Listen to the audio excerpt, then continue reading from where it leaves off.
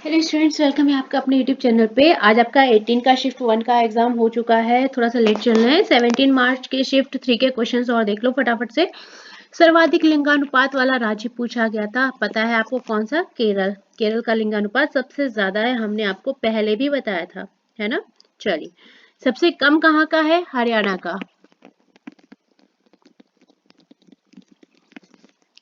ये क्वेश्चन आपके बहुत एग्जाम में बने थे इस बार सेंसस से।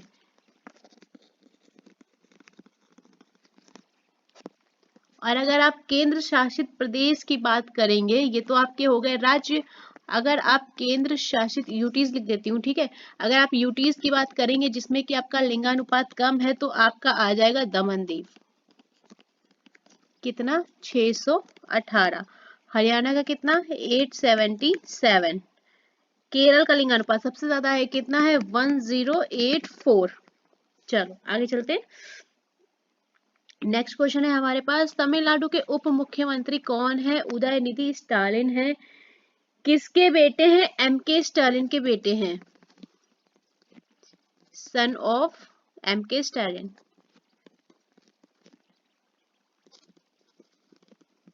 क्लियर? चलिए, तो इनको तमिलनाडु का उप मुख्यमंत्री नियुक्त किया गया। कोणार्क नृत्य महोत्सव किस महीने में आयोजित किया जाता है? दिसंबर के महीने में आयोजित किया जाता है। कितने दिनों के लिए आयोजित होता है? 5 दिनों के लिए। क्लियर? चलो, कहाँ आयोजित होता है? सूर्य मंदिर में आयोजित किया जाता है आपका ये प्रोग्राम। नेक्स्ट क्वेश्चन चलता है, भारत का सबसे उत्तरी बिंदु कौन सा है? तो भारत का जो सबसे उत्तरी बिंदु है वो आपका इंदिरा कॉल कहलाता है। ये आपका उत्तरी बिंदु है, कहाँ स्थित है? जम्मू कश्मीर में स्थित है। जे एंड के शॉर्ट में लिख दे रहे हैं। हाँ ठीक है, आगे चलते हैं। चुंबकीय क्षेत्र रेखाओं की दिशा क्या होती है? तो उत्तरी ध्रुव से दक्षिणी ध्रुव की ओर मूव ऑन करती हैं हमारी जो मैग्नेटिक लाइंस होती हैं, पता है हमेशा से ना। चलो नेक्स्ट क्वेश्चन पे मूव ऑन करते हैं। भारतीय संविधान का आर्टिकल 39 ए पूछा गया था कि किस संविधान संशोधन के तहत जोड़ा गया था? 42वां संविधान संशोधन अधिनियम आया था, कब आया था? 1976 में उसके थ्रू जोड़ा गया था। 39 ए के तहत था क्या आपका? तो नागरिकों को वर्ग, लिंग, नस्ल के बिना किसी भेदभाव के जो भी आपकी कानूनी प्रक्रिया है वो मुफ्त दी जाए, इस तरह से था आपका। ठीक है, कानूनी सेवाएं जो है सभी कमजोर वर्गों को उपलब्ध करवाई जाएंगी, ये आपका था आर्टिकल 39 ए में। ठीक है, तो ये आपका किस भाग में आता है ये भी लिख लो। आपका आ जाएगा भाग 4, और अंडर आर्टिकल कितना आ जाएगा? 36 से 51, मतलब किसमें? डीपीएसपी में इंक्लूड हो जाएगा, आपका डीपीएसपी में आ जाएगा। ठीक है, चलो आगे चलते हैं। भारत में हरित क्रांति के जनक पूछे गए थे। एक बात और बताओ, डीपीएसपी का सिद्धांत लिया कहाँ से गया है? ये वाला क्वेश्चन भी आया है, तो इसको भी एक बार फिर से देख लो। आयरलैंड से, वैसे मैं करा चुकी हूँ बट कोई बात नहीं है, फिर भी एक बार देख लो। तो 39 ए किससे रिलेटेड है? समान न्याय, निशुल्क कानूनी सहायता। ठीक है, क्या लिख लो? समान न्याय, निशुल्क कानूनी सहायता आपका इस आर्टिकल के अंतर्गत है। आपका लिया गया आयरलैंड से। भारत में हरित क्रांति के जनक पूछे गए थे, एम एस स्वामीनाथन है। हरित क्रांति का दशक क्या था? 1960 का दशक था, ऑल्सो नोन एज तीसरी कृषि क्रांति। जितने इंपॉर्टेंट पॉइंट है देखते देखते चलो। और अगर विश्व में पूछेंगे, विश्व में हरित क्रांति के जनक कौन है, तो कौन हो जाएंगे? Norman Borlaug. ठीक है, ये आपके कहा भारत में हरित क्रांति के जनक, अगर विश्व की बात आ गई तो आपके क्या हो जाएंगे? Norman Borlaug. क्लियर? चलिए आगे नेक्स्ट मूव ऑन करते हैं। हरित क्रांति का संबंध आपका किससे है? चावल, गेहूं, विशेष प्रकार से, विशेष कर लिख लो यहाँ पर, नहीं तो केवल इसी को समझ लोगे। आगे चलते हैं। पेरिस ओलंपिक 2024 की पदक तालिका में शीर्ष स्थान किसने हासिल किया? यूएसए। टोटल पदक 126, 40 गोल्ड थे, 44 सिल्वर थे और 42 आपके क्या थे? Bronze medal. सेकेंड आपका क्या था? चाइना आया था, कितने मेडल्स के साथ में? 91 मेडल्स के साथ में। थर्ड पोजीशन पे आपका कौन आया था? जापान आया था, कितने मेडल्स के साथ में? 45 मेडल्स के साथ में। क्लियर? चलो नेक्स्ट क्वेश्चन में मूव ऑन करते हैं। चिल्का झील, जिसको कि खारे पानी की झील भी कहा जाता है, कहाँ स्थित है? उड़ीसा में स्थित है आपका। भारत सरकार के प्रथम विधि अधिकारी कौन होते हैं? तो भारत के जो महान्यायवादी होते हैं, जिनको कि आप बोलते हैं अटॉर्नी जनरल ऑफ इंडिया।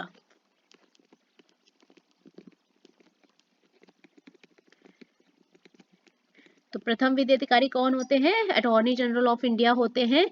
और इनका जो अपॉइंटमेंट है, नियुक्ति है, किसके द्वारा किए जाते हैं? तो अपॉइंट किए जाते हैं बच्चे प्रेसिडेंट यानी कि राष्ट्रपति के द्वारा। ठीक है, तो अगर ये क्वेश्चन में आपसे बन जाएगा ना कि अपॉइंटमेंट किसके द्वारा होता है, तो प्रेसिडेंट यानी कि राष्ट्रपति के द्वारा अपॉइंट किए जाते हैं। इंपॉर्टेंट पॉइंट लिखते रहो। और यहाँ पर इनसे रिलेटेड एक पॉइंट और लिख लो। यहाँ पर जो भारत के महान न्यायवादी होते हैं, भारत का इम्पोर्टेंट पॉइंट है जो आपका एग्जाम में पूछा गया है, मैं वो बता रही हूँ। महान्यायवादी जो होते हैं वो देश के सर्वोच्च विधि अधिकारी होते हैं।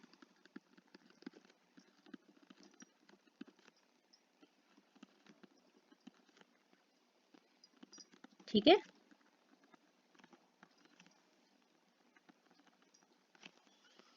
या आप कह सकते हैं सरकार के मुख्य कानूनी सलाहकार।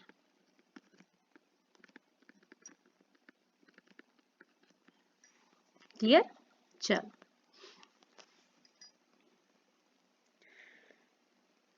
इनकी कार्यकाल की जो अवधि होती है वो डिसाइड नहीं होती, इनका अपॉइंटमेंट भी होता है प्रेसिडेंट के द्वारा, और पद जो हटाते हैं वो भी आपका प्रेसिडेंट के द्वारा ही होता है। महान्यायवादी से रिलेटेड आर्टिकल कौन सा होता है? एक बात और बता, तो आर्टिकल आपका 76 रिलेटेड है बच्चे भारत के महान्यायवादी से। अटॉर्नी जनरल ऑफ इंडिया से रिलेटेड जो आपका आर्टिकल है वो है 76, और क्वेश्चन आपका एग्जाम में पूछा जा चुका है, इसलिए याद आ गया तो बता दिया है। क्लियर? चलो नेक्स्ट क्वेश्चन पे चलते हैं। 11वां समुद्री खोज एवं बचाव अभियान जो था सारेक्स 2024 कहाँ आयोजित किया गया था? कोची तट पर आयोजित किया गया था। भारतीय तटरक्षक बल आईसीजी ने पार्टिसिपेट करा था। कौन भारत का प्रथम ग्रैमी पुरस्कार विजेता है? पंडित रविशंकर जी को अवार्ड दिया गया है। फर्स्ट ग्रैमी अवार्ड किसके लिए? इन 1968 में इनकी एक एल्बम थी बेस्ट मीट्स ईस्ट। ठीक है, इसके लिए इन्हें दिया गया। और किस चीज के लिए? बेस्ट चैम्बर म्यूजिक अवार्ड दिया गया है। ठीक है, performance, best chamber music performance के लिए आपका दिया गया है ये अवार्ड। क्लियर? चलो पंडित रविशंकर है कौन? शास्त्रीय संगीत से रिलेटेड है आपके, और क्या वादक हैं? सितार वादक। कोई भी जो भी एक चीज पढ़ते हो ना उसके बारे में कोशिश करो जितना ज्यादा से ज्यादा आप पढ़ सकते हो। भारत और सिंगापुर के बीच दूसरे राउंड की मंत्रिस्तरीय बैठक 26 अगस्त 2024 को कहाँ आयोजित होगी? तो ये क्वेश्चन था, या ये दोनों में से कोई एक क्वेश्चन था, मुझे कंफर्म नहीं है दोनों में से कौन सा था। तो वन ऑफ देम था, जो भी था अपना पिक कर लेना एक बार, मुझे पता नहीं, मैंने दोनों मेंशन किए हैं। ये बैठक तो आपकी सिंगापुर के बीच हुई थी। लेकिन जब पूछ के दिया गया कि छठे भारत सिंगापुर रक्षा स्तरीय मंत्री स्तरीय संवाद 2024 कहाँ आयोजित हुआ था, तो नई दिल्ली में हुआ था। ठीक है, यहाँ पर सेकेंड राउंड बैठक थी, यहाँ पर सिक्स्थ बैठक थी, तो दोनों को देख के करना है कहाँ हुआ था। क्लियर? यहाँ पर सिंगापुर के विदेश मंत्री आए हुए थे बैठक में हिस्सा लेने। कहाँ के? सिंगापुर के। चलो लाल बलुआ पत्थर का कौन सा प्रसिद्ध किला मुगल शासकों के शाही शहर को घेरता है? आगरा फोर्ट है जो लाल बलुआ पत्थर से बना हुआ है, और निर्माण किसने करवाया है? अकबर ने। ये अपने आप में एक ऐतिहासिक कला है। जो आपका लाल बलुआ पत्थर है ना, उसका बहुत ही मतलब अच्छा काम किया गया है। आगे चलते हैं। इससे रिलेटेड चीजें और बताएं। आगरा का किला है तो इसके जो बाहरी भाग है, ध्यान दो, जो अपना आगरा का किला से बाहरी भाग में तो लाल बलुआ पत्थर और आंतरिक भाग में ईंटों से बनाया गया था। बनवाया किसका? अकबर के, अकबर ने बनवाया था। नेक्स्ट चलते हैं, एक काम और करो, अकबर के बारे में थोड़ी डिटेल लिखो। थर्ड मुगल सम्राट थे, इनका जो टेन्योर था, शासन काल था, वो था 1556 से 1605। ठीक है, थोड़ी थोड़ी चीजें करते हुए चलते हैं, क्योंकि पता नहीं बाद में याद रहती हैं, कुछ चीजें नहीं रहती हैं इसलिए। मौसिन राम जो है किस राज्य में स्थित है? तो ये आपका मेघालय में स्थित है। भारत की सबसे नम जगह भी बोला जाता है इसको, यहाँ पर लिख लो, सबसे नम जगह है। आपको कहीं कहीं पे मासिन राम लिखा हुआ मिलेगा, या मासिन राम, मतलब कि सबसे ज्यादा वर्षा होती है। नेक्स्ट क्वेश्चन पे मूव ऑन करते हैं। एक क्वेश्चन बच्चे आपका रिलेटेड था ग्लोबल फिनटेक फेस्ट से। अभी क्वेश्चन कंफर्मेशन नहीं है ग्लोबल, ये आपकी एक बैठक आयोजित हुई थी जिसको payment council of India, NPCI, यानी एनपीसीआई मतलब national payment corporation of India, इन सब ने मिलकर आयोजित की गई थी। इसका जो एम था वो आपका था भारत की प्रगति को प्रदर्शित करना। क्लियर? चलो, तो यहाँ पर अभी हमें क्वेश्चन का कंफर्मेशन नहीं है।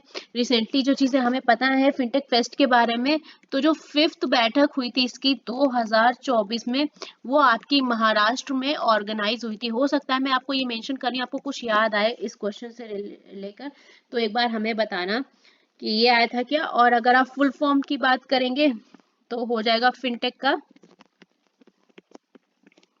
का हो जाएगा फाइनेंशियल टेक्नोलॉजी। हो सकता है आपको कुछ याद आए, इसलिए हम आपको ये बता रहे हैं कुछ चीजें। ठीक है, फिनटेक का फुल फॉर्म हो जाएगा आपका फाइनेंशियल टेक्नोलॉजी। आप बताना अगर कुछ याद आए। 1857 की क्रांति में मेरठ से नेतृत्व तो कौन कर रहा था? तो कोतवाल धन सिंह गुर्जर, इसके अलावा और एक लोग थे राम कदम सिंह, इनका नाम ऑप्शन में आपको नहीं मिला था बट मैं लिखा दे रही हूँ। गुर्जर ने नेतृत्व किया था कहाँ से? मेरठ से। क्लियर? चलो, अच्छा आपका ये विद्रोह खत्म कहाँ हुआ था? आपका ये क्वेश्चन बना था एग्जाम में, पता है? आगे चलते हैं। One question related to Buddhism आया था भैया जी। अब बुद्धिज्म से रिलेटेड आपका क्या क्वेश्चन आया था? बुद्धिज्म से बहुत सारे क्वेश्चन फ्रेम होते हैं। आपको भगवान बुद्ध को शाक्य मुनि या तथागत भी कहा जाता था। शाक्य मुनि या तथागत। चलो देख लो कुछ चीजें बुद्धिज्म के बारे में। बौद्ध धर्म की स्थापना, उनका जन्म 563 ईसा पूर्व में हुआ था। इन्होंने घर त्याग कब किया था? 29 ईयर की उम्र में। फिर आफ्टर 49 डेज के बाद इन्हें बोध गया में पीपल के पेड़ के नीचे, हर एक चीज नहीं दिखा रही हूँ ठीक है, थोड़ा थोड़ा शॉर्ट में करके बता रही हूँ, वृक्ष के नीचे ज्ञान की प्राप्ति हुई। क्लियर? चलो, इन्होंने अपना पहला उपदेश कहाँ दिया था? यूपी के बनारस शहर के सारनाथ में।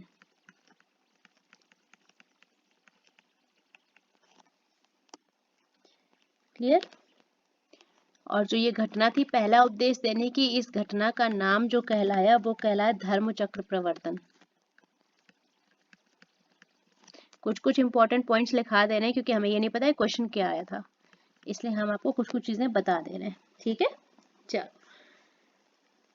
और मृत्यु की अगर बात करें इनकी बच्चे, तो 483 ईसा पूर्व में 80 ईयर की आयु में, कहाँ पर?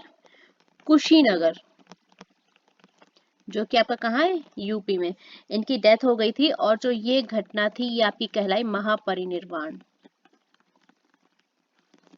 जो इंपॉर्टेंट चीजें लग रही हैं वो हम आपको डिस्कस कर दे रहे हैं ताकि आपको दिक्कत नहीं हो। ठीक है, अगर आप और डिटेल में जाना चाहेंगे देखिए तो बहुत सारे, जैसे कि इनका विश्वविद्यालयों का प्रभाव आपके नालंदा हो गए, तक्षशिला हो गए, पुष्पगिरी हो गए, विक्रमशिला विद्यालयों में बौद्ध धर्म के बारे में आपका पढ़ाया गया था, है ना। तो बहुत सारी चीजें हैं इनके बारे में जानने के लिए। अब एक्चुअल में नहीं पता, देखो क्या क्या आ सकता है। आपके बौद्ध धर्म की मृत्यु के बाद कितनी संगीतियां आयोजित की गई थी? 4 संगीतियां आयोजित हुई थी। चारों संगीतियां के बताओ तो लिखा दें। इसके अलावा आपके बौद्ध धर्म के जो सिद्धांत थे, जैसे कि चार आर्य सत्य थे आपके, अष्टांगिक मार्ग थे, मध्यम मार्ग थे, ये सारे थे। तो अगर कराने बैठेंगे तो बहुत सारा है। क्लियर? जैसे कि आपके 4 आर्य सत्य जो हैं, ये अपने आप में एक बड़ा टॉपिक है, मैं आपको थोड़ा थोड़ा बता देती हूँ। जिसमें कि आपका कौन कौन शामिल था? दुख, समुदाय, निरोध और अष्टांगिक मार्ग।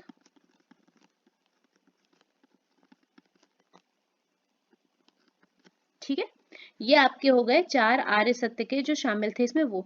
अब आप बताओ तो मैं आपको पूरी डिटेल करा सकती हूँ, ऐसी कोई बात नहीं है। अगर आप पढ़ना चाहोगे तो मैं आपको पूरी करा दूंगी, लेकिन वही है कि आप चाहो तो टाइम लगेगा। अपने आप में एक बड़ा टॉपिक है, लिख लो। अच्छा, अष्टांगिक मार्ग भी जब करा ही रहे हैं, थोड़ा थोड़ा करा देते हैं। अष्टांगिक मार्ग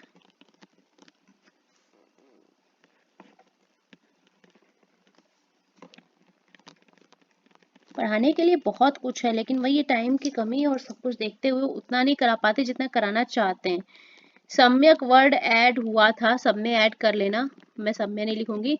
सम्यक दृष्टि था, सम्यक संकल्प था अपना, सम्यक वाणी थी, फिर आपका सम्यक कर्म था और सम्यक आजीविका थी, सम्यक व्यायाम, सम्यक स्मृति और सम्यक समाधि। ठीक है, ये थे आपके 8 मार्ग जिनको आप अष्टांगिक मार्ग बोलते हैं। क्लियर? अब एक एक लाइन का समझाना नहीं पड़ेगा, सब कुछ अच्छा अच्छा था। चलो ठीक है, अब आप बताओ तो संगीति भी बता दें इनकी। एक काम करो, लिख ही लो, क्योंकि फिर गड़बड़ करोगे। लिखवा ही देते हैं। थोड़ी सी जगह बनाओ, इसको मैं ऊपर लिख दे रही हूँ। ठीक है,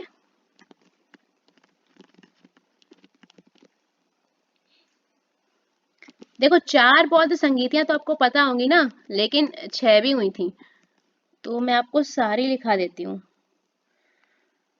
देखो, बौद्ध परिषद जो आपकी बौद्ध परिषद किस वर्ष, जगह थोड़ी सी चाहिए भाई, ऐसे कम नहीं बनेगा। वर्ष, स्थान, अध्यक्ष और संरक्षक।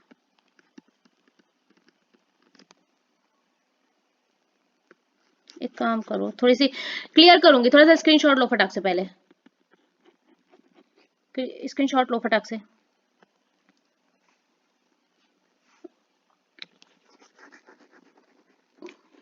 मुझे जगह चाहिए, क्योंकि इसके लिए स्लाइड नहीं ऐड नहीं कर रहे, इसी में कराते हैं। अच्छे से करा देंगे तो याद रहेगा आपको। टेबल बनाओ, बौद्ध परिषद किस वर्ष हुआ था, किस स्थान पर हुआ था, कौन अध्यक्ष थे और कौन संरक्षक थे।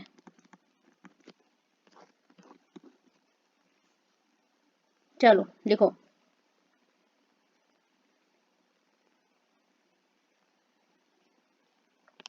प्रथम बौद्ध परिषद जो थी आपकी 483 में हुई थी। स्थल था आपका राजगृह। इससे क्वेश्चन जो बनेगा हम सारा करवा ही देंगे। और आपकी अध्यक्षता की गई थी महाकश्यप के द्वारा।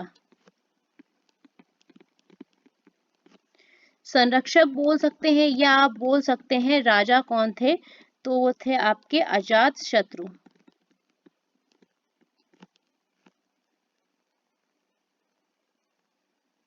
वीडियो आपकी लंबी होने वाली है अब।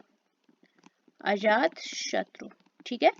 सेकेंड बौद्ध परिषद जो थी बच्चे, वो हुई थी 383 इनकी डेथ के बाद हुई थी। ये जगह थी आपकी वैशाली। और जो अध्यक्षता की गई थी आपकी, वो की गई थी शुभुकामी के द्वारा। ये आपको सबका में लिखा हुआ मिल सकता है। और किसके संरक्षण में हुई थी, तो कालाशोक के संरक्षण में हुई थी, कालाशोक, ठीक है। थर्ड परिषद जो हुई थी आपकी बौद्ध परिषद तीसरी वाली, वो आपकी हुई थी 250 में। कहाँ हुई थी, पाटलिपुत्र में। किसने की थी, मोगलीपुत्र ने। क्लियर। और किसके संरक्षण में हुई थी, अशोक के संरक्षण में हुई थी आपकी ये। नेक्स्ट है आपकी फोर्थ बौद्ध परिषद जो कि आपकी 72 ईसा पूर्व में हुई थी, चौथी। कहाँ हुई थी, कुंडल वन में। अध्यक्षता किसने की थी, वसुमित्र ने, अशोक घोष ने। और संरक्षण किसका था, कनिष्क। 4, ये तो हो गई आपकी 4, ठीक है। अभी फिलहाल के लिए इतनी डिटेल रखते हैं, बाकी फिर किसी दिन अच्छे से पूरा टॉपिक करा देंगे, क्योंकि ये टॉपिक अपने आप में बहुत ही बड़ा टॉपिक है। हमने आपको शॉर्ट में जितना बता सकते थे उतना बता दिया। एक बार स्क्रीनशॉट आपने ले लिया होगा आई थिंक, मेरे इरेज करने के पहले। आगे चलते हैं, फिर किसी दिन अच्छे से करा देंगे, अभी जितना टाइम है उसके हिसाब से चलते हैं। सविनय अवज्ञा आंदोलन कब शुरू करा गया था, तो ये आपका 12 मार्च 1930 को शुरू करा गया था। 6 अप्रैल 1934 तक आपका चला था, ठीक है। डीपीएसपी सिद्धांत से संबंधित संशोधन जो है वो कौन सा है, तो डीपीएसपी से जो आपका एक मिनट रुकना जरा, छूट गए हैं क्वेश्चंस। यहाँ देखो, कौन सा कथन राज्य के नीति निर्देशक सिद्धांत से संबंधित नहीं है, तो मानव और तस्करी और जबरन श्रम का निषेध राज्य के नीति निर्देशक सिद्धांत में शामिल किया गया, ये आपका शामिल नहीं था। आगे चलते हैं, आपके डीपीएसपी में क्या क्या है, आर्टिकल 36 से 51, और पार्ट कितने हैं, किस पार्ट में है, 4 में। क्लियर। चलो, तो आप वहां पर ऑप्शन के बेस चाहिएगा, ठीक है। एक क्वेश्चन बच्चे आपका अशोक से रिलेटेड आया था। अब अशोक के बारे में वही है कि क्वेश्चन हमें पता नहीं है, अगर हम डिटेल देने बैठेंगे तो हमें चाहिए जगह, ठीक है। तो हम इसको इरेज करना पड़ेगा हमें कहीं ना कहीं। अशोक के बारे में थोड़ी सी डिटेल दे देते हैं, फिर किसी दिन बता देंगे। मौर्य वंश के अंतिम सम्राट थे, कलिंग पर उन्होंने विजय हासिल की थी, और इसके बाद उनका हृदय परिवर्तन हो गया था, इस बारे में तो पढ़ा ही होगा। इनके शिलालेख थे, यहाँ पर लिख लो, थोड़ा थोड़ा सा लिख देते हैं। कितने शिलालेख, 14, 4 तरह के बनाए थे उन्होंने, प्रमुख शिलालेख, लघु शिलालेख, प्रमुख स्तंभ शिलालेख और लघु स्तंभ शिलालेख। क्लियर। 4 तरह से।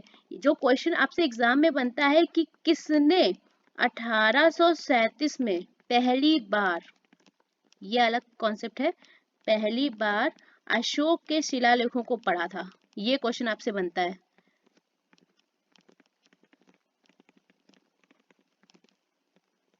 को पढ़ा, तो वो जो थे उनका नाम था जेम्स प्रिंसेप। और ये आपका क्वेश्चन बहुत बार आ चुका है बच्चे, ठीक है। बहुत ही जो इंपॉर्टेंट चीजें हम आपको बताने की पूरी कोशिश कर रहे हैं, तो ध्यान दो, वीडियो स्किप नहीं करना है।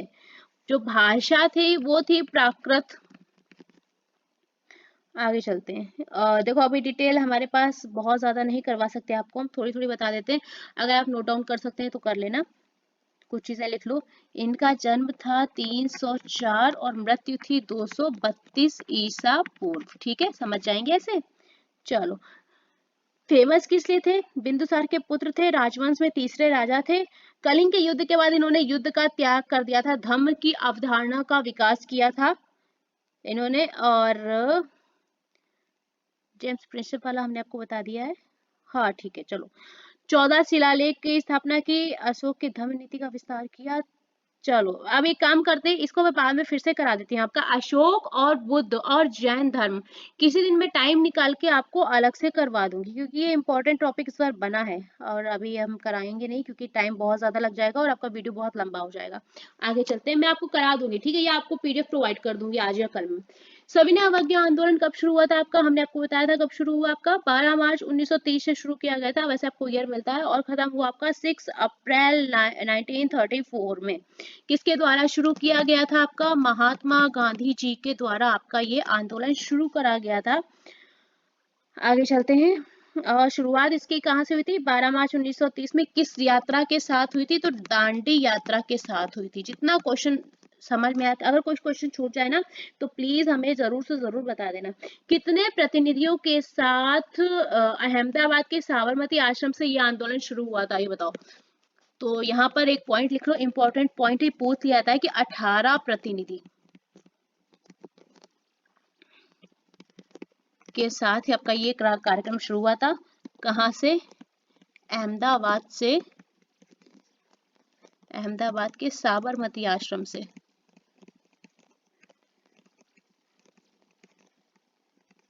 शुरू हुआ। ठीक है, यहाँ पर आपसे जो क्वेश्चन बने थे ना एग्जाम में बच्चे, वो प्रतिनिधि पूछे गए थे कि कितने प्रतिनिधि बने थे, किसके विरोध में शुरू किया गया था? साइमन कमीशन के विरोध में शुरू किया गया था। बंद कब हुआ था? 7 अप्रैल या 7 अप्रैल, यहाँ पर 7 अप्रैल 1934 को पूरी तरह से बंद कर दिया गया था। क्लियर? चलो आगे चले। डीपीएसपी से संबंधित संशोधन कौन से हैं? आपको ऑप्शन के थ्रू जाना है। आपको ऑप्शन में कौन सा मिला? हमने सारे इंक्लूड किए हैं। 42वां संशोधन है जो कि 1976 में हुआ था। 44वां संशोधन जो डीपीएसपी में शामिल है जो कि 1978 में हुआ था। 86वां संशोधन जो कि 2002 में हुआ, और 57वां संशोधन है जो कि 2011 में हुआ। सारे संशोधन अपना अलग अलग कार्य लेके आते हैं। जो आपका 42वां संशोधन हुआ था 1976 में, इसमें आपके आर्टिकल्स को ऐड किया गया था। यहाँ पे लिख दे रहे हैं प्लस आर्टिकल, कौन कौन से? 39, 39A, 43A, 48A, इनको इंक्लूड करा गया था। जो आपका 44वां संविधान संशोधन था उसमें आर्टिकल 38 में एक नया डीपीएसपी ऐड ऑन किया गया था। 86वां संशोधन जो है उसमें हमने आपको क्या बोला था? आर्टिकल 45 को संशोधित किया गया था। 45 को संशोधित किया गया और 21A के तहत शिक्षा को मौलिक अधिकार बना दिया गया था, बताया था। चलो, और जो आपका 57वां संशोधन था तो वो आपके क्या किया गया? इसको 43B के अंतर्गत सहकारी समितियों के लिए नया डीपीएसपी बनाया गया। क्लियर? थोड़ा थोड़ा सा बता दिया है, बाकी फिर कभी। चलो नेक्स्ट क्वेश्चन है बच्चे, एस्कॉर्बिक एसिड किसमें पाया जाता है? जो क्वेश्चन आपका आया था, एस्कॉर्बिक एसिड पाया तो हमारे खट्टे फल, जामुन, टमाटर, आलू और पत्तेदार सब्जियां सब में पाया जाता है, लेकिन क्वेश्चन आपका ये वाला बना था कि सबसे ज्यादा किसमें पाया जाता है? तो खट्टे फल में, यानी कि संतरे में सबसे ज्यादा पाया जाता है। एस्कॉर्बिक एसिड किसका नाम है? विटामिन सी का केमिकल नेम है आपका। ये क्वेश्चन भी आपका कांस्टेबल एग्जाम में आ चुका है। जैन और बुद्ध भिक्षुओं के स्थायी आश्रय क्या कहलाते हैं? बिहार कहलाते हैं। मेड ऑफ चट्टान या लकड़ी के बने होते हैं। ठीक है, चलो आगे चलते हैं। किस संवैधानिक संशोधन ने उच्च न्यायालय के न्यायाधीश की सेवानिवृत्ति की आयु जो है 60 से बढ़ाकर 62 कर दी? 15वां संविधान संशोधन हुआ था बच्चे, जो कि 1963 में हुआ था। तो यहाँ पर किस संविधान संशोधन को संशोधित किया गया था? 217 आर्टिकल जो 217 था उसको संशोधित किया गया, और एज भैया जी बढ़ा के कर दी गई 60 ईयर से 62 साल। ठीक है, कंफर्म? खूब अच्छे से समझ में आए तो बता देना। क्लियर? चलो अब एक बात बताओ, ये तो बात है उच्च न्यायालय की। अब एक बात बताओ जरा, सर्वोच्च न्यायालय के न्यायाधीशों की उम्र कितनी है रिटायरमेंट वाली? सर्वोच्च न्यायालय को दिमाग अपना तुरंत चलाया करो, बता रहे हैं कि सेवानिवृत्ति आयु, सेवानिवृत्ति आयु बताओ। दिमाग में एक क्वेश्चन पढ़ते हो ना, दिमाग में 4 क्वेश्चन अलग से चलने चाहिए। कितनी है? 65 ईयर। और गड़बड़ मत कर देना नहीं तो बहुत मार पड़े। उच्च न्यायालय और सर्वोच्च न्यायालय सबकी उम्र अलग है, एज अलग है और आर्टिकल भी अलग है। ये है आपका आर्टिकल 217, और जो आपका सर्वोच्च न्यायालय में आएगा बच्चे वो आ जाएगा आपका आर्टिकल 124 का क्लॉज है 2। क्लियर हो जाएगा? बढ़िया हो जाएगा तो बहुत अच्छी चीज है। अपने दिमाग को एकदम एक्टिव रखो कि ये पढ़ा है तो ये भी पढ़ना है। कौन अशोक के शिलालेख अभिलेखों को समझने वाला पहला विद्वान था? हमने आपको पहले बताया था, जेम्स प्रिंसेप थे। कौन? यूरोपीय विद्वान थे। ओके, मेरे पेन की बैटरी थोड़ा सा लो हो गई है तो थोड़ा थोड़ा सा इंक स्किप कर रहे हैं। तो आपके यूरोपीय विद्वान थे जिन्होंने पढ़ा था अशोक के शिलालेखों को। क्लियर? चलो, जेम्स प्रिंसेप के बारे में एक और लिखो। इन्होंने एक संस्थापक थे ये, तो एग्जाम क्वेश्चन पूछ लेगा ना तो दिक्कत हो जाएगी। जर्नल ऑफ द एशियाटिक, अरे भैया आधा हिंदी आधा इंग्लिश हो गया, कोई बात नहीं, सोसाइटी ऑफ बंगाल, इसके संस्थापक थे। ठीक है, तो अगर पूछ ले तो कर लोगे, थोड़ा हिंदी थोड़ा इंग्लिश कर दिया गलती से तो ध्यान रखना। तो इन्होंने भैया जी अशोक के शिलालेखों को समझा था। भारत के किस राज्य में काठ व दाह कृषि को बेवर के नाम से जाना जाता है? मध्य प्रदेश में जाना जाता है काठ व दाह, या आपको लिखा हुआ मिलेगा स्लैश एंड बर्न। ये क्वेश्चन हम पहले भी करा चुके हैं ना, हमें याद है, हम करा चुके हैं, बता भी चुके हैं। कल्चर, ठीक है, वेवर या दैया क्या है? इस खेती को अलग अलग राज्य में अलग अलग नाम से जाना जाता है। जैसे कि आपका राजस्थान की बात करोगे, राजस्थान में आपका इस खेती को जाना जाता है वालरा नाम से। झारखंड में आपका कुरवा नाम से जाना जाएगा।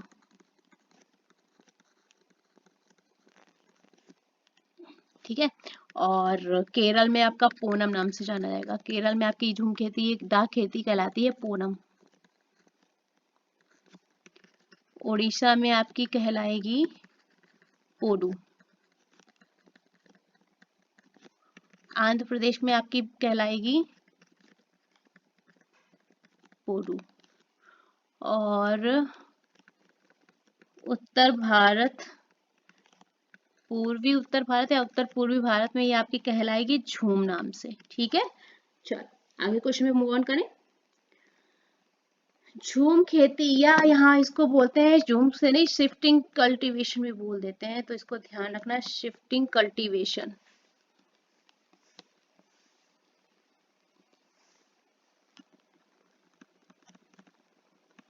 ठीक है, ये आपका झूम खेती को ही बोला जाता है। आगे चलते हैं। 1993 में संगीत के बेस्ट ग्रैमी अवार्ड पंडित विश्व मोहन जी को दिया गया था। किस एल्बम के लिए दिया गया था? 1993 की बात हो रही है, ठीक है, तो इनको दिया गया था a meeting by the river.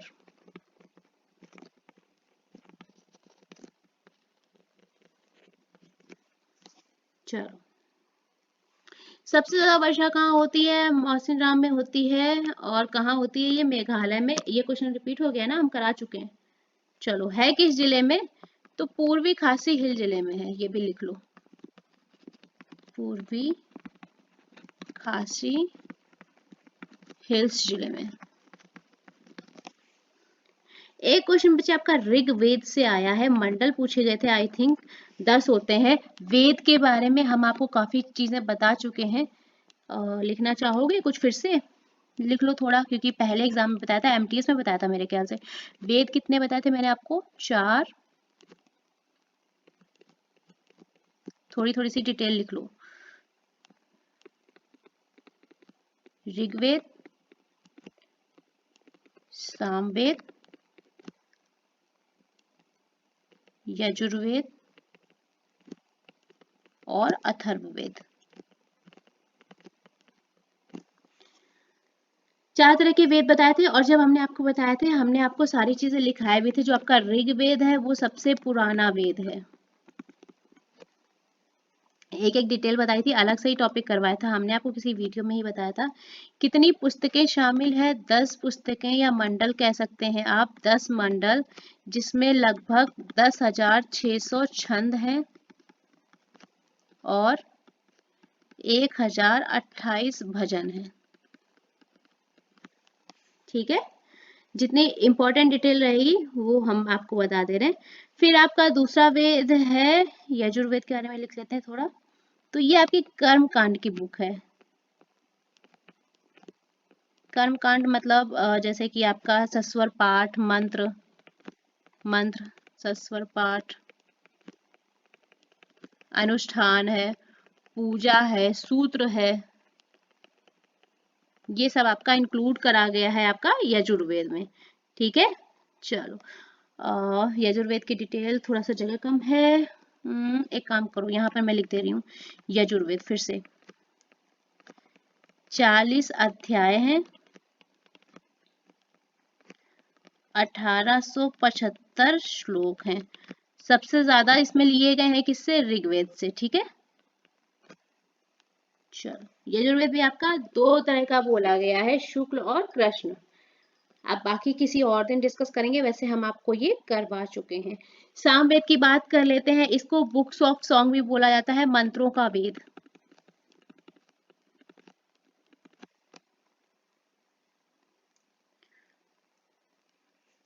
सबसे छोटा वेद है आपका, 1549 श्लोक हैं।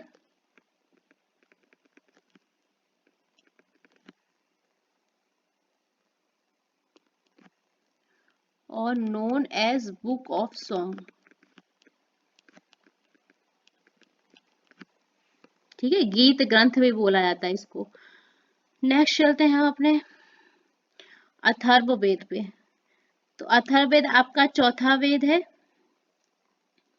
और इसमें आपके 6000 मंत्र हैं, 730 सूक्त हैं, छोटा छोटा सा लिख रहे हैं, और 20 बुक्स में डिवाइड है।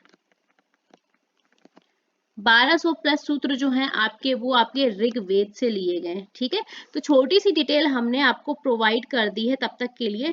वैसे हम आपको ये करवा चुके हैं, कोई दिक्कत वाली बात नहीं है। हाँ, कुछ और थोड़ा बहुत करा देते हैं। ऋग्वेद जो है आपका, अगर योग के बारे में आएगा तो यहाँ पे आपका लिख लो, योग के बारे में आएगा तब आपका उसमें ऋग्वेद इंक्लूड हो जाएगा। सामवेद पढ़ा या सुनाया नहीं जाता है। जो अगर पूछ ले गाने का वेद कौन सा है, तो सामवेद को पढ़ा नहीं जाता, सुनाया नहीं जाता, केवल इसको गाया जाता है, इसलिए इसको बुक्स ऑफ सॉन्ग बोलते हैं, बुक ऑफ सॉन्ग भी कहते हैं। क्लियर। और आपका जो मेडिसिन वगैरह है, ये आपका अथर्ववेद में मिल जाएगा, जड़ी बूटी वाला। कुछ छूटा तो नहीं? अगर कुछ छूटे तो बता देना हमें। वैसे हम पूरी कोशिश कर रहे हैं कि छोटी सी चीजें आपको हम सब बता दें। ठीक है, अगर कुछ छूटेगा तो हम आपको बता देंगे। चलो देखते हैं कुछ छूटा तो नहीं। और ठीक है, ओके, चलो मेरे ख्याल से इतना सफिशियंट था। बाकी हम आपको बाद में फिर कभी करा देंगे। शराब पर सरकार ने कितना परसेंट जीएसटी टैक्स लगा है? जो हमारा अल्कोहलिक है उस पर जो टैक्स लगा है वो है बच्चे 18%। एक जरा काम करो, पीछे क्वेश्चन हम लोगों ने छोड़ दिया था, सविनय अवज्ञा आंदोलन। ठीक है, इसमें इसके बारे में नहीं, 1857 का है। चलो, ग्रेगर जॉन मेंडल ने किसकी खोज की थी? आनुवंशिकता के मूल नियमों की खोज की थी। जो प्रयोग किया था इन्होंने, मटर के पौधे पर प्रयोग किया था। ये क्वेश्चन आपका आता है, मटर का पौधा पूछ लिया जाता है। इन्होंने 2 नियमों की खोज की थी। आनुवंशिक के 2 रूल थे। पहला था लॉ ऑफ सेग्रेगेशन, या जिसको आप बोलते हैं पृथक्करण का नियम।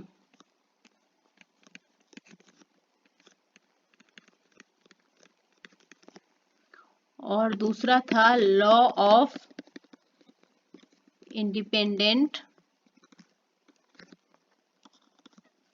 असॉर्टमेंट, जिसको आप हिंदी में बोलते हैं स्वतंत्र वर्गीकरण का नियम। ज्यादा डिटेल में नहीं जाएंगे, नहीं तो क्लास हो जाएगी लंबी। ठीक है, जो जरूरी था वो हमने आपको बता दिया है कि भैया आनुवंशिक के नियम की खोज की थी और मटर के दानों पर करी थी। आगे चलते हैं। अरुण किस नदी की सहायक नदी है? कोसी नदी की सहायक नदी है आपकी, नेपाल के माध्यम से प्रवेश करती है। 1857 के दौरान ग्वालियर के विद्रोह को दबाने वाला ब्रिटिश सैन्य अधिकारी हेनरी लॉरेंस। एक मिनट, ग्वालियर का विद्रोह दबाने वाले, ये गलत है, जनरल ह्यूज रॉस थे।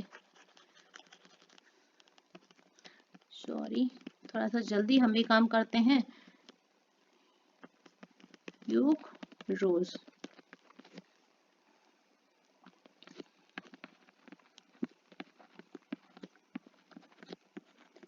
इन्होंने ग्वालियर से विद्रोह को दबाया था।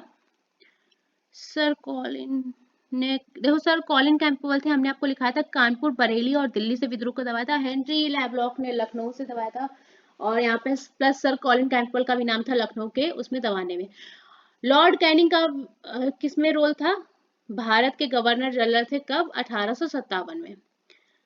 बाकी हम आपको नेता, विद्रोही और ये सब लिखा चुके हैं ना, तो बार बार लिखाने की जरूरत तो नहीं है ना मेरे ख्याल से। चलो आगे मूव ऑन करते हैं। 1857 के विद्रोह के बारे में एक चीज और लिखो, इसकी जो शुरुआत हुई थी 10 मई, बहुत ही इंपॉर्टेंट पॉइंट है ये, यहाँ पे स्टार बना लेना, बहुत ही इंपॉर्टेंट पॉइंट। 10 मई 1857 से शुरू हुई थी, कहाँ से? मेरठ से होते हुए, और खत्म कब हुई थी? 20 जून 1558, सॉरी 1858 को। कहाँ? ग्वालियर में।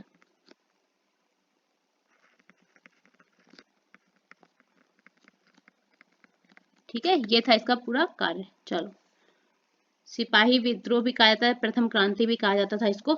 18वां G20 शिखर सम्मेलन किस शहर में आयोजित हुआ? ब्राजील में हुआ था 18-19 नवंबर को, रियो जी जेनेरियो में। ठीक है, भारतीय संविधान के आर्टिकल 217 से संबंधित संशोधन कौन सा है? 15वां संविधान संशोधन अधिनियम है आपके 217 में, जो था उच्च न्यायालय के न्यायाधीशों से रिलेटेड आर्टिकल था, नियुक्ति और पद की शर्तें वगैरह।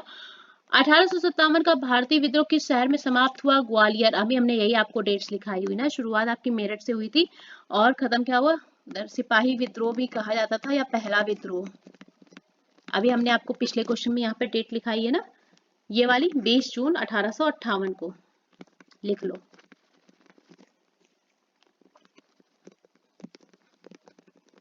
चलो, सबसे पहला परमाणु मॉडल किसने दिया था? सर जे थॉमसन ने दिया था, also known as plum pudding model. कब दिया था? 1898 में। ठीक है, इनके मॉडल के मुताबिक क्या था? परमाणु का धनावेश जो होता है पूरे एटम में इक्वली डिस्ट्रीब्यूट होता है, पूरा बटा हुआ रहता है। जो हमारे परमाणु में ऋणात्मक रूप से आवेशित इलेक्ट्रॉन्स होते हैं तो तरबूज के बीजों की तरह फंसे हुए होते हैं। फिर इसकी कुछ अपनी लिमिटेशंस भी थी आपका जे थॉमसन मॉडल का। आगे चलते हैं, किसने सबसे पहले अपने शिलालेखों से जनता तक सूचना पहुंचाई? अशोक जी ने अपने अभिलेखों के द्वारा सूचना को पहुंचाया था। किस भाषा में लिखे गए थे ये अभिलेख? प्राकृत। कितने अभिलेख लिखे थे? 14, बाद में सारे टोटल मिला के शायद 33 फाउंड किए गए थे। पढ़ने वाले कौन थे? James Prinsep. चलो, भारत और सिंगापुर के बीच हाल ही में हुए सैन्य अभ्यास अग्नि वॉरियर कहाँ संपन्न हुआ था? महाराष्ट्र में हुआ था। किसको पेरिस ओलंपिक खेलों 2024 की सफलता के लिए ओलंपिक ऑर्डर यानी कि गोल्ड मेडल से सम्मानित किया गया था? फ्रांस के राष्ट्रपति थे इमैनुअल मैक्रो, उनको आपका ओलंपिक ऑर्डर यानी कि गोल्ड मेडल से सम्मानित किया गया था। वीडियो हमारी थोड़ी सी ज्यादा लॉन्ग हो जा रही है। रागमाला जो है किस भारतीय शास्त्रीय संगीतकार की आत्म कथात्मक रचना है? रविशंकर जी की है, संगीतकार हैं अपने। एक बात और सुनो, रागमाला अकेले इनका नहीं है, एक रागमाला ग्रंथ भी है, तो कंफ्यूज नहीं हो जाना। रागमाला ग्रंथ लिख लो यहाँ पर। तो दोनों में ध्यान रखना है कि कौन सी रचना है, कौन सा ग्रंथ है। ये आपकी लिखी गई थी तानसेन जी के द्वारा। हाँ जी, वही तानसेन, सम्राट तानसेन। तो ये आपकी सम्राट तानसेन के द्वारा लिखी गई थी, ये पूरा आपका एक ग्रंथ था। ठीक है, एक और रचना लिखी थी रविशंकर जी ने, राग कामेश्वरी। ये सब रचनाएं ध्यान रखना क्योंकि ये भुला देने वाली रचनाएं हैं, सबका नाम एक जैसा है, राग कामेश्वरी। ठीक है, आगे चलते हैं। जूट किस नदी के किनारे सबसे अधिक मात्रा में पाया जाता है? गंगा और ब्रह्मपुत्र डेल्टा क्षेत्र में सबसे ज्यादा अधिकता में पाया जाता है। सबसे ज्यादा जूट उत्पादक राज्य है कौन से? पश्चिम बंगाल है आपका, त्रिपुरा है, आंध्रा है, अपना असम है, उड़ीसा है ना, ये सभी जूट उत्पादक देश है। 42वां संविधान संशोधन किससे संबंधित है? आपके मौलिक कर्तव्यों को एड ऑन किया गया था, बताया था किसमें? 4th A में कितने मौलिक कर्तव्य? 10 मौलिक कर्तव्यों को एड ऑन किया गया था, बता चुकी हूँ, लिखा भी चुकी हूँ। वर्ड कौन कौन से जोड़े गए थे? समाजवादी, धर्मनिरपेक्ष और अखंडता शब्दों को जोड़ा गया था। 42वें संविधान को मिनी संविधान या लघु संविधान भी कहा जाता था, और ये भी बात हम आपको बता भी चुके हैं और लिखा भी चुके हैं, है ना। चलो, 1857 की क्रांति का ग्वालियर से नेतृत्व किसने किया था? तात्या टोपे और रानी लक्ष्मीबाई जी ने नेतृत्व किया था। नेक्स्ट क्वेश्चन आपका एक बना था, आर्थिक समृद्धि और आर्थिक विकास में क्या अंतर होता है? यहाँ पर आप थोड़ा सा जाएंगे अपने ऑप्शन के थ्रू। वित्त वर्ष 2023-24 में जीएसटी कलेक्शन किस महीने में सबसे ज्यादा आया था? तो ये जो कलेक्शन था आपका सबसे ज्यादा आया था बच्चे अप्रैल के महीने में। करंट अफेयर से क्वेश्चन आपका ज्यादा बन रहा है, तो एक बार देख लेना। करंट अफेयर वैसे डेली पढ़ने वाली रहती है ना, इसलिए। आगे चलते हैं अपने नेक्स्ट क्वेश्चन पे। एक क्वेश्चन आपका हड़प्पा सिविलाइजेशन से आया था, क्वेश्चन कंफर्म नहीं है लेकिन हम आपको कुछ डिटेल दे देते हैं, हालांकि अपनी वीडियो काफी लंबी हो गई है। स्थल है आपके हड़प्पा, और आप उसके थोड़ी सी चीजें डिटेल लिख लो। वर्ष, स्थान, वर्ष,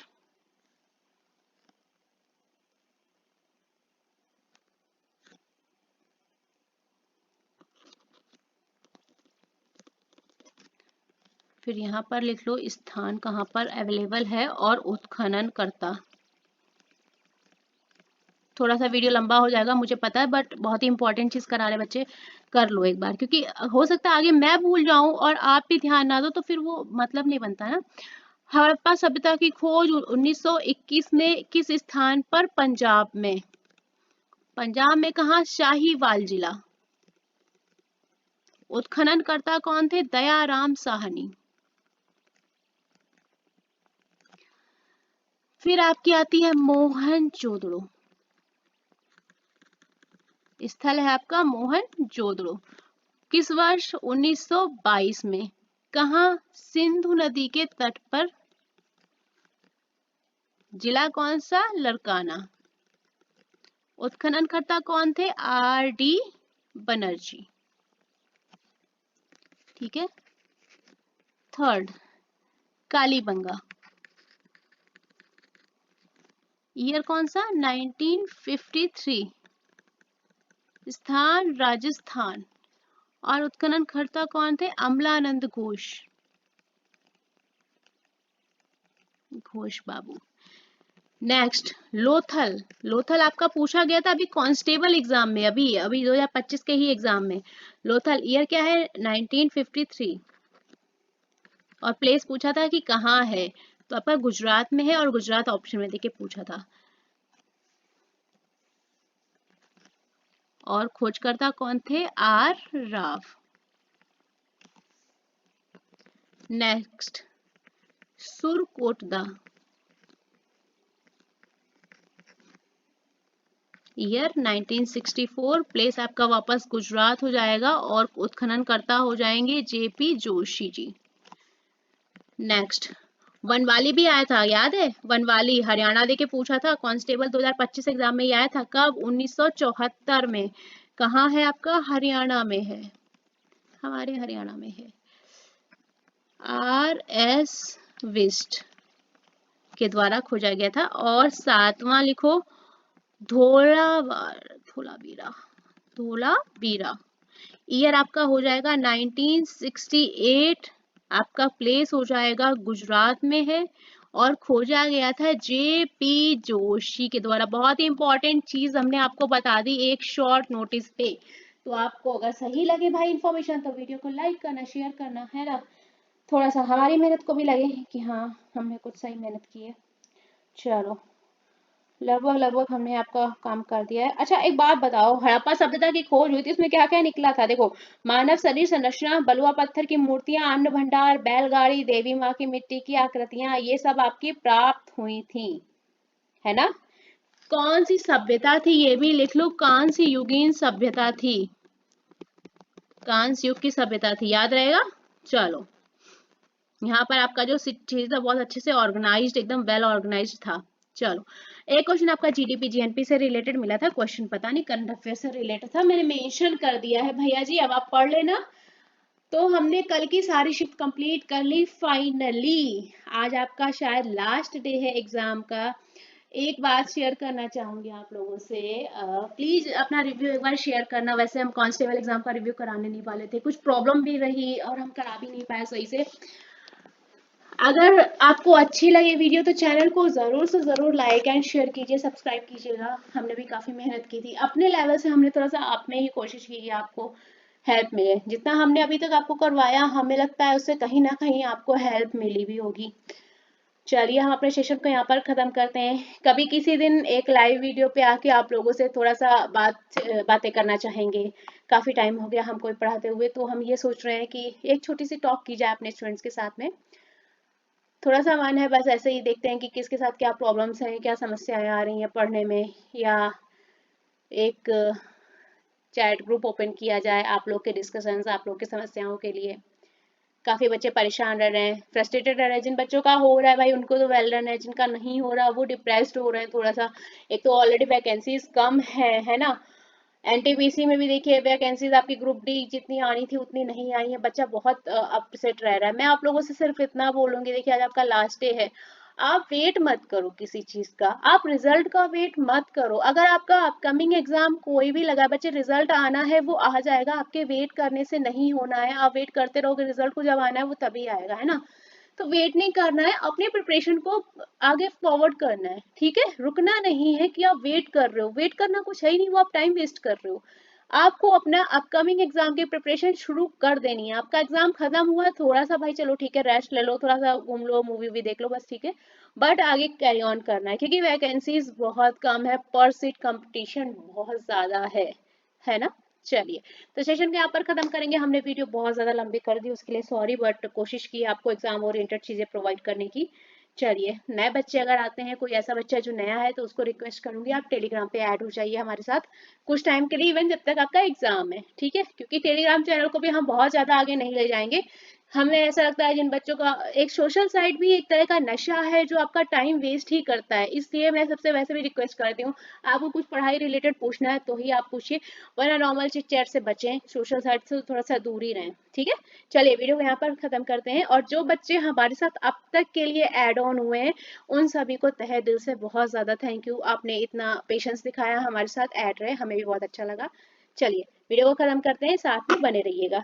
आज आपका फाइनल एग्जाम है और आज के बाद हम आपको महामैराथन की वीडियो पोस्ट कर देंगे।